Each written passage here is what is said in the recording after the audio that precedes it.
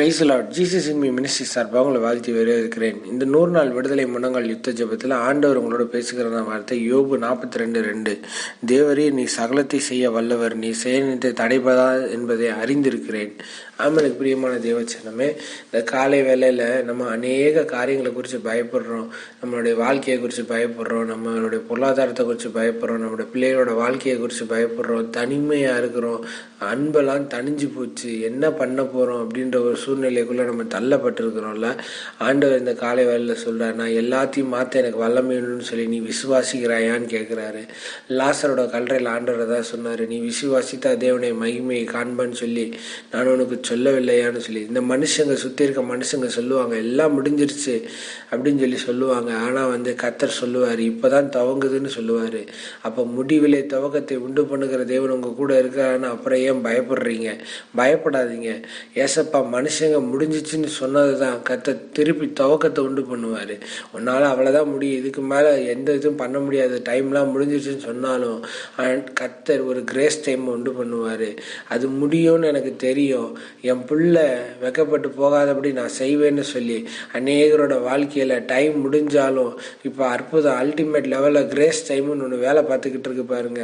இந்த காலை வேலையில் உங்களை நோக்கி சொல்கிறாரு பாருங்க, கொஞ்சம் விசுவாசம் உனக்குள்ளே இருந்தால் நான் சகலத்தையும் செஞ்சு முடிச்சிருவேன்னு சொல்லி கர்த்தர் சொல்கிறாரு. ஒரே ஒரு நம்பிக்கையை மட்டும்தான் எதிர்பார்க்குறாரு. நீங்கள் பெருசாக பார்க்குற விஷயத்தில் உங்களுடைய கொஞ்சம் நம்பிக்கை உங்கள் வாழ்க்கையை மாற்றுறதுக்கு ஈஸியாக இருக்கும். ஆண்டவரோட வார்த்தையை நம்பி இருக்கிற எல்லா மனுஷங்களையும் பாருங்க, எத்தனையோ வேதத்தில் சொல்லப்பட்டிருக்கு, எத்தனையோ மனுஷங்க இருந்தாங்க. அந்த எத்தனையோ மனுஷங்களோட வாழ்க்கையில கர்த்தர் அற்புதத்தை செஞ்சாரு. எப்படி அற்புதத்தை செஞ்சாரு? அவங்க கர்த்தர் மேல நம்பிக்கையா இருந்தாங்க. எலியாவை பாருங்க, எப்படி தைரியமா அக்கினியை இறக்குனாருன்னு பாருங்க. எத்தனையோ சூழ்நிலையில் எத்தனையோ போராட்டங்களை கடந்து தான் எல்லா தேவ மனுஷங்களும் வந்திருக்காங்க. யாருக்குமே போராட்டம் இல்லாமல் இல்லை.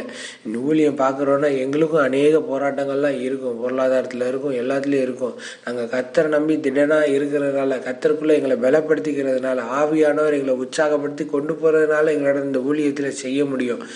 எங்களால் இந்த மாதிரி காரியங்கள்லாம் உங்களுக்கு சொல்ல முடியும்னு சொன்னால் எங்களுக்கு மட்டும் செய்ய மாட்டார், உங்களுக்கும் செய்வார்.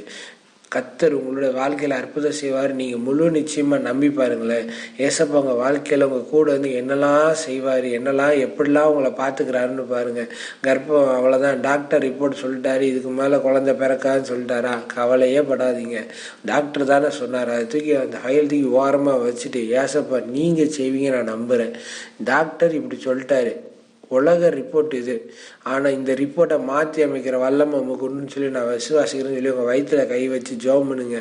ஆண்டவரே, நீ சகலமும் புதிதாகிறக்காண்டி ஸ்தோத்திரம்னு சொல்லி நீங்கள் புதிதாக்கிட்டீங்க.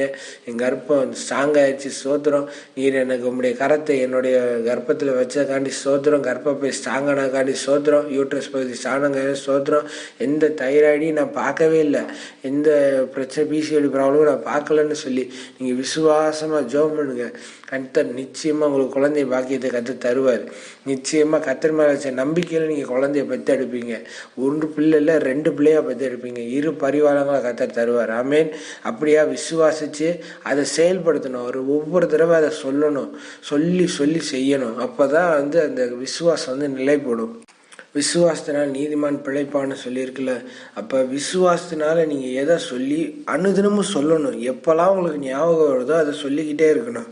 அப்படி நீங்கள் சொல்ல சொல்ல கர்த்தர் உங்கள் வாழ்க்கையில் அற்புதங்களை செய்வார். நீங்கள் எப்போல்லாம் நினப்பு வருதோ, இந்த காரியங்களை குறித்து எப்போல்லாம் நினப்பு வருதோ அப்போ சோர்ந்து போயிடக்கூடாது. ஆண்டவர்கிட்ட விசுவாசமாக அறிக்கை பண்ணணும். ஆண்டவரே, நீங்கள் செய்வீங்க நான் நம்புகிறேன், நீங்கள் செய்வீங்க நம்புகிறேன், எனக்கு இப்போலாம் தோணுது, ஆனால் நான் இப்படி தோன்றதை விட உங்கள் மேலே அதிகமாக நான் நம்பிக்கை வச்சுருக்கேன், நீங்கள் செஞ்சு முடிச்சிருங்கன்னு ஒரு தைரியமாக நீங்கள் ஆண்டரை நோக்கி சொல்லணும். நீங்கள் வாயினால் அறிக்கை பண்ணுறது தான் அதிகமாக விரும்புகிறீங்கன்னு சொல்லி அந்த காரியம் உங்களுக்கு நிலைப்படும். வருத்தத்தை விரும்பினதுனால அவன் பெற்றுக்கொண்டான், நன்மையை விரும்பாதனால தூரம் போனதுன்னு வேத வசனங்கள் சொல்லுது. அப்போ நீங்கள் எதை விரும்புகிறீங்களோ அதை தான் நீங்கள் அதிகமாக பேசுவீங்க. உங்கள் பிஸ்னஸ் எப்படி இருக்கணும்னு நீங்கள் பேசுங்க. இப்படி இருக்கும் என் பிஸ்னஸ், இப்படியெல்லாம் என் பிஸ்னஸ் வரும், இப்படிலாம் என்னோட ஊழியங்கள் இருக்கும், இப்படிலாம் என்னோட வாழ்க்கையில் இருக்கும், இப்படிலாம் என் லைஃப், நான் இப்படி என் லைஃப் மாறிடும். இப்போ மாற்றுவார் ஏசப்பா. அதெல்லாம் நான் பார்க்குறேன். கண்டிப்பாக ஏசப்பா என்னோட வாழ்க்கையை மாற்றுவார். காலம் தாமதிக்காதுங்க. நீங்கள் விசுவாசித்து அறிக்கை பண்ண நீங்கள் பெற்றுக்கொண்டே இருப்பீங்க. இந்த காலை வேளையில் ஆவியானவர் உங்களுக்கு சொல்கிற காரியம் அதான். நீங்கள் எவ்வளோ விசுவாசிங்க அவ்வளோ தூரத்துக்கு நீங்கள் ரிசீவ் பண்ணிக்கிட்டே இருப்பீங்க. எவ்வளோ தூரம் நீங்கள் பேசிக்கிட்டே இருக்கீங்க அவ்வளோ தூரம் நீங்கள் ரிசீவ் பண்ணுவீங்க. எதை பேசணுன்றது ஆவியானவங்களை கற்றுக் கொடுப்பார். நம்ம ஜெபிப்போம்மா. அன்பின் பரலோக தகப்பனே, இந்த நல்ல வேலையை நன்றி செலுத்துக்கிறோம்ப்பா. ஆண்டவரே, உங்கள் வாழ்க்கையில் ஆண்டவரே பிள்ளைகளுக்கு எதை கற்றுக் கொடுக்கணும்னு நீங்கள் நினைக்கிறீங்களோ அதை கற்றுக் கொடுங்க ஆண்டவரே. இயேசு நாமத்தினால் தேவைகளை சந்திங்க. எல்லா விதமான நுகங்களையும் முறித்து போடுங்கப்பா. எல்லா தேவையில கத்த சந்திங்க இயேசுவின் நாமத்தினால. ஆண்டவரே, பிள்ளைகள் விசுவாசமா நடக்க முடியாதபடிக்கு சுற்றி இருக்க மனுஷங்க மூலியமா விசுவாச குலைச்சலை உடைத்து போட்ட ஆண்டவரே பொல்லாத ஆவியை இயேசுவின் நாமத்தினால கடிந்து கொள்கிறேன். விசுவாசத்தை வேரூன்றி பற்றி பிடிக்க கத்த உதவி செய்யுங்கப்பா. இயேசுவின் நாமத்தினால ஆழமாய் வேறு பற்றி பிடிக்கட்டும். இயேசுவின் நாமத்தில் விசுவாசமாய் தேவனை நோக்கி பேசுகிற வார்த்தைகள் உண்டாயிருக்கட்டும். டாக்டர் ரிப்போர்ட்ஸை மேற்கொள்ளுகிற வல்லமை உமக்கு உண்டுன்னு சொல்லி நம்பட்டும் ஆண்டவரே. அதை அறிக்கை செஞ்சுக்கிட்டே இருக்கட்டும் இயேசப்பா. இயேசுவின் நாமத்தினால இதே வேலையை அலைகிறதுக்கு பிள்ளைகளுக்கு உதவி செய்யுங்க. மனுஷங்க சொல்லலாம் பிஸ்னஸே இல்லைன்னு சொல்லலாம், மனுஷங்க சொல்லலாம் ஊழியம் அவ்வளோதான்னு சொல்லலாம், இதுக்கு மேலே பொருளாதாரத்தில் எங்கிட்ட என்ன வரப்போகுதுன்னு சொல்லி எல்லாரும் சொல்லலாம். ஆனால் என் கர்த்தரால் கூடாத காரியம் ஒன்றுமே இல்லைன்னு சொல்லி ஆண்டவரே தேவரே, நீ சகலத்தை செய்ய வல்லவர், நீ சேனத்தை தடைப்படாத அறிந்திருக்கிறேன்னு சொல்லி யோபு சொன்னது போல ஆண்டவரே, நீர் இன்றைக்கு அந்த ஜனங்களுடைய வார்த்தைகளை நிலைப்படுத்தும்படியாக ஜெபிக்கிறேன். கர்த்தர் பெரிய காரியங்களை செய்யுங்க. இயேசுவின் நாமத்தில் நல்ல பிதாவே, ஆமென்.